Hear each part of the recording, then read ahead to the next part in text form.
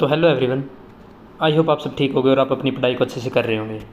तो इस वीडियो में हम बात करने वाले हैं कि आरआरबी एनटीपीसी जो ग्रेजुएशन का एग्ज़ाम है वो 5 जून से शुरू हो रहा है। तो उसके जीके के इंपॉर्टेंट टॉपिक्स के बारे में अगर आप इन टॉपिक्स को करके जाते हैं तो आपको एक अच्छा स्कोर बूस्टअप मिलेगा।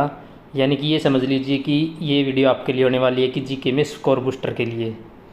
इसमें हम बात करेंगे कि जीके जीएस के इंपॉर्टेंट टॉपिक्स के बारे में, जिसमें हम देखेंगे कि सभी जीके के सभी सब्जेक्ट्स जैसे कि हिस्ट्री, ज्योग्राफी, पॉलिटी, इकोनॉमिक्स और स्टैटिक जीके, और साथ में कंप्यूटर और साइंस भी। साइंस के भी तीनों फिजिक्स, केमिस्ट्री और बायो के बारे में हम डिस्कस करेंगे कि कौन से इंपॉर्टेंट टॉपिक्स है कि जिसको आप एक बार रिवाइज़ करके, या फिर आपने अगर वो रिवाइज़ नहीं किए हैं उनको एक बार रिवाइज़ कर लेना, जिससे आपको एक अच्छा स्कोर बूस्टअप मिलेगा। और जिसको साथ में मैं भी रिवाइज़ कर रहा हूँ एनटीपीसी के एग्ज़ाम को टारगेट करते हुए। वीडियो को शुरू करते हैं। तो इसमें बात करेंगे कि आरआरबी एनटीपीसी जीके जीएस के जो मोस्ट इंपॉर्टेंट टॉपिक्स होने वाले हैं कि हम उनको कैसे कवर कर सकते हैं और वो टॉपिक्स हमारे क्या रहने वाले हैं। काफ़ी सारे भाइयों के कमेंट आ रहे थे मेरे वीडियोज़ के नीचे कि हमारा जीके में स्कोर बूस्टअप नहीं हो रहा है। जीके में या तो मान के चले कि 20 से 25 नंबर ही आते हैं, या फिर ऐसा कह रहे थे कि जैसे 20 क्वेश्चन अटैम्प्ट, मतलब 20 क्वेश्चन ठीक हो जाते हैं, अटैम्प्ट तो कर लेते हैं, लेकिन उसमें इतना ज़्यादा स्कोर नहीं इंक्रीज़ हो रहा। यानी कि मान के चले तो यही 15 से 20 के कमेंट बहुत ज़्यादा आ रहे थे कि 15 से 20 तक हमारा बहुत ज़्यादा स्कोर रह रहा है। तो इससे आगे हम कैसे इंप्रूव कर सकते हैं और मॉक में कैसा करें कि स्कोर इंक्रीज़ हो जाए। तो इस वीडियो में हम यही बात करने वाले हैं कि जीके के लिए आपके सबसे लिए बेस्ट स्ट्रेटजी क्या रहने वाली है कि किन किन टॉपिक्स को आप रिवाइज़ करेंगे कि जिससे आपका जीके का स्कोर एकदम से इंक्रीज़ हो जाए। या फिर अगर आपने वो टॉपिक नहीं किए हैं तो उसकी वजह से आपका स्कोर कम होता जा रहा है, तो उस स्कोर को हम कैसे इंक्रीज़ कर सकते हैं। हम बात करते हैं कि आरआरबी एनटीपीसी के कौन से ज़्यादा मोस्ट इंपॉर्टेंट टॉपिक होने वाले हैं जीके को लेकर। सबसे पहले इसमें हम बात करेंगे कि हिस्ट्री की। हिस्ट्री में हमारे टॉपिक कौन से हैं, जैसे कि हिस्ट्री में है कि सिंधु घाटी सभ्यता हमें करना है। वंश में मान के चलेंगे मतलब डायनेस्टी, जैसे कि मगध में मतलब मगध वंश से लेकर दिल्ली सल्तनत तक, या भी मतलब जो भी आपके लास्ट वंश है वहाँ तक आपको रिवाइज़ करना है इसमें।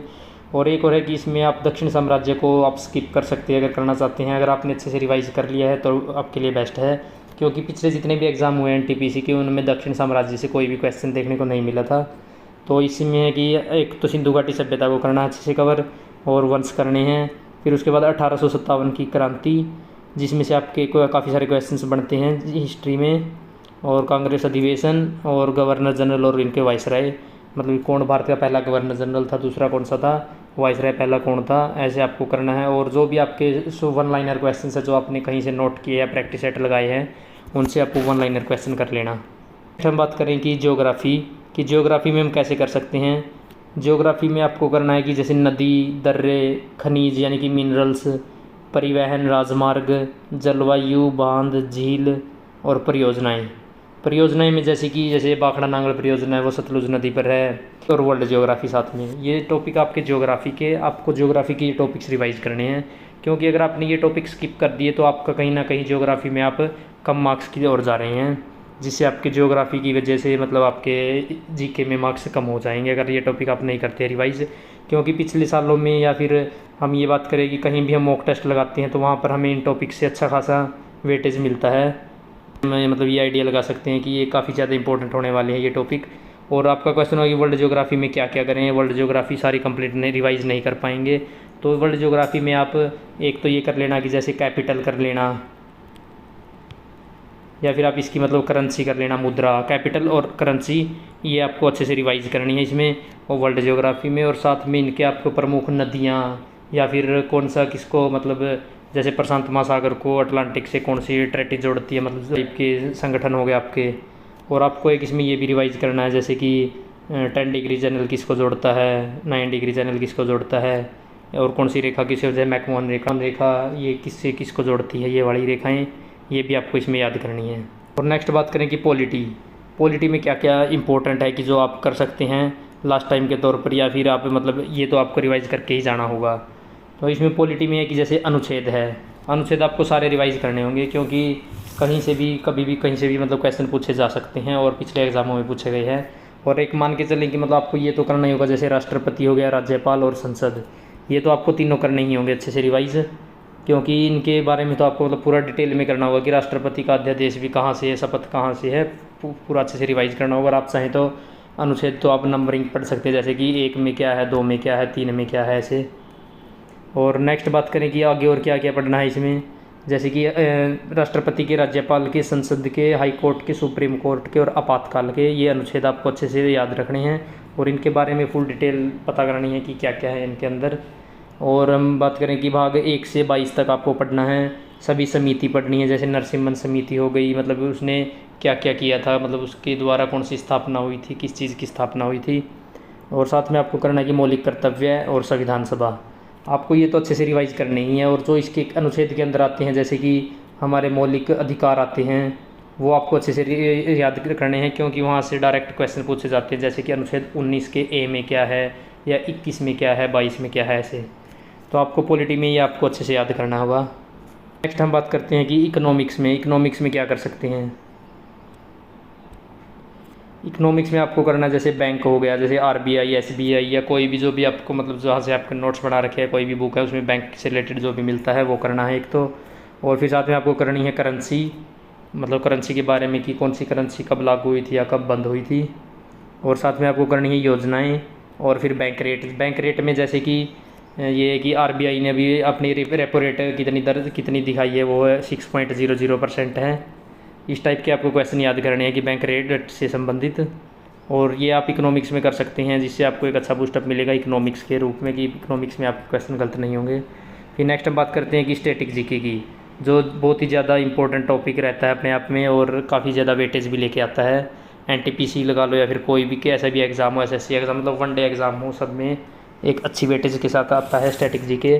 तो स्टैटिक जीके में आपको क्या करना होगा, आपको लोक नृत्य करने होंगे, त्यौहार और उत्सव और शास्त्रीय नृत्य, और सबसे मेन है कि इनके कलाकार भी आपको याद करने हैं, क्योंकि इनके नाम याद करने से कुछ नहीं होगा, क्योंकि डायरेक्ट नाम भी पूछे जा सकते हैं, लेकिन उनके कलाकार पूछने के ज़्यादा चांसेस रहते हैं कि ये कलाकार किससे संबंधित है।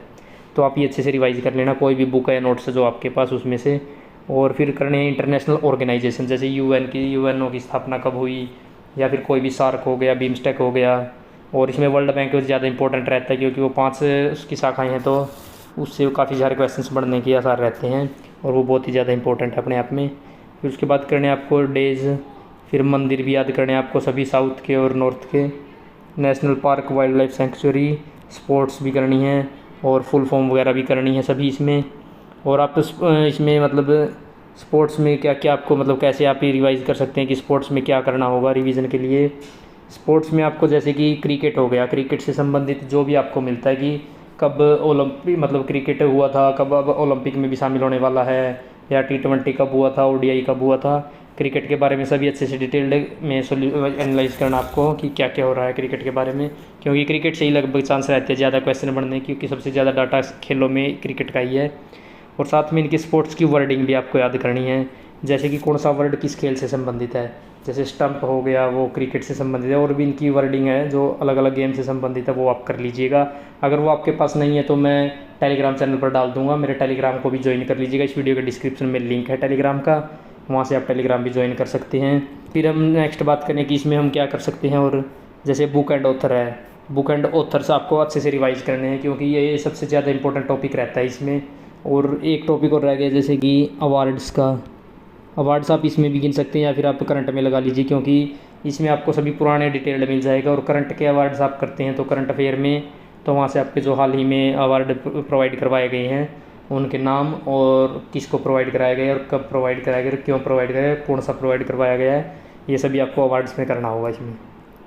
ये था आपका स्टैटिक जीके का, कि स्टैटिक जीके की इतनी ज़्यादा मतलब वेटेज रह सकती है, और ये आपको आपके स्कोर को एकदम से बूस्टअप कर देगी। अगर आपके 20 मार्क्स आते हैं, 25 मार्क्स आते हैं, अगर आपकी स्टैटिक स्ट्रॉन्ग है तो आपके मार्क्स 30 तक चले जा सकते हैं, जैसे कि 28 तक, क्योंकि सबसे ज़्यादा वेटेज तो स्टैटिक जीके की रहती थी। अब पता चलेगा कि मतलब किसकी वेटेज रहती है, वो हमें धीरे धीरे पता चले जाएगा जब एग्ज़ाम्स होंगे। नेक्स्ट हम बात करते हैं कि कंप्यूटर में हमें क्या देखने को मिलेगा, कि मतलब यह कंप्यूटर में हम कैसे रिवाइज कर सकते हैं, क्योंकि कंप्यूटर में ऐसा सोचते हैं कि बहुत ज़्यादा डाटा है तो इतनी जल्दी हम इसको कवर नहीं कर पाएंगे। तो इसमें आप ये इंपॉर्टेंट टॉपिक्स कर लेना, जैसे कि input output device, MS Word, Excel, MS का जैसे कि माइक्रोसॉफ्ट का वर्ड हो गया, एक्सेल हो गया, पावर पॉइंट हो गया, और विंडो ऑपरेटिंग सिस्टम, और कंप्यूटर की फुल फॉर्म्स, जैसे स्टैटिक जीके में फुल फॉर्म थी, इसमें कंप्यूटर में फुल फॉर्म है। और शॉर्टकट कीज़ हो गई और जनरेशन हो गई, जैसे 5 जनरेशन में डिवाइड है कंप्यूटर की जनरेशन, वो आपको रिवाइज़ करना है। क्योंकि अब मैं मॉक टेस्ट लगाता हूँ, आप भी लगाते हैं, उनमें देखते हैं कि जनरेशन से बहुत ज़्यादा क्वेश्चन हमें देखने को मिलते हैं कि फर्स्ट जनरेशन में किया था, जैसे फर्स्ट में वैक्यूम ट्यूब यूज़ किया गया था, और सेकंड में ट्रांजिस्टर यूज़ किया गया था, और थर्ड में इंटीग्रेटेड सर्किट यूज़ किया गया था ऐसे। और ये कब हुई थी, जैसे कि फर्स्ट हुई थी 1946 से 56 तक, नेक्स्ट 56 to 64, ऐसे आपको तो सभी डेट्स याद रखनी है इनकी जनरेशन्स की कंप्यूटर में। और एक और जैसे स्टैटिक जीके में था कि स्टैटिक जीके में फुल फॉर्म भी याद करनी है आपको, जैसे कोई भी अनुसंधान इंस्टीट्यूट है उनकी। और साथ में एक ये भी था कि उसमें आप क्या रिवाइज़ करेंगे कि कौन सा मतलब कौन सा इंस्टीट्यूट कहाँ है, जैसे चावल का अनुसंधान केंद्र है वो यहाँ पे कटक उड़ीसा में है, ऐसे ही गन्ने का प्रजनन केंद्र है, गन्ने का अनुसंधान केंद्र है, जैसे गन्ना केंद्रीय गन्ना अनुसंधान केंद्र वो आपका लखनऊ में है, और केंद्रीय वन अनुसंधान केंद्र वो आपका इस देहरादून में है। ऐसे आपको सभी इसमें ये भी याद करने होंगे कि जिससे आप एक मतलब अच्छा स्ट्रॉन्ग कर पाएंगे आपके इसको। और फिर हम बात करें कि साइंस के बारे में, क्योंकि साइंस का भी काफ़ी सारे बच्चों का यही रहता है कि साइंस कहाँ से करें, मतलब इतना भी नहीं टाइम हमारे पास कि अभी कि फ़िलहाल हम साइंस पढ़ पाएँ ज़्यादा से ज़्यादा। इसके लिए हम क्या करेंगे कि जैसे बायोलॉजी है, बायोलॉजी में हमें क्या करना होगा कि न्यूट्रिशन हो गया, ब्लड, विटामिन, प्लांट, एसिड, ये टॉपिक को आपको मतलब एक प्रेफरेंस ज़रूर देनी है, या फिर आप ये मान लीजिए कि इन टॉपिक को एक बार रिवाइज ज़रूर करना है। क्योंकि अगर आप इन टॉपिक को रिवाइज करते हैं तो ज़्यादा चांसेस है कि आपकी यहीं से क्वेश्चन पढ़ने के, तो इससे आपको एकदम से आपके मार्क्स भी इम्प्रूव होंगे। जैसे 1-2 मार्क्स का जैसे भी आता है बायोलॉजी, तो वहाँ से आपको इसमें नंबर मिल जाएंगे आपके।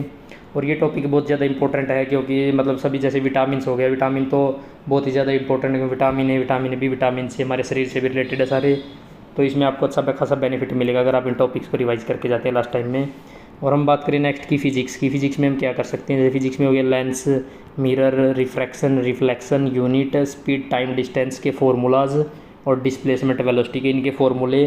क्योंकि फार्मूला बेस कई बार न्यूमेरिकल भी हमसे पूछ सकते हैं, वो डायरेक्ट ही न्यूमेरिकल पूछेगा, जैसे कि v = mc² पे m दे देगा, m की वैल्यू c की वैल्यू होगी तो v की वैल्यू निकालनी है ऐसे।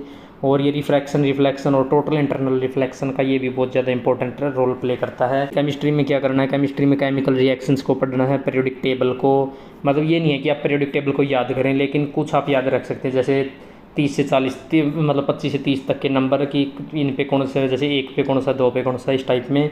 आपको ये ज़रूरी नहीं है कि आप पूरी पीरियोडिक टेबल याद करें, और एक साथ में कि नोबल गैस का किस क्रम में है नोबल गैस, और कौन से ग्रुप में आती है, या फिर मतलब कौन से ग्रुप में आती है, कौन से कॉलम में है, ऐसे इस टाइप में करके आप वो अपने पीरियोडिक टेबल को याद कर सकते हैं। और इलेक्ट्रॉन, प्रोटॉन, न्यूट्रॉन, इनकी खोज जैसे किसने की थी और कब की थी, इस टाइप में।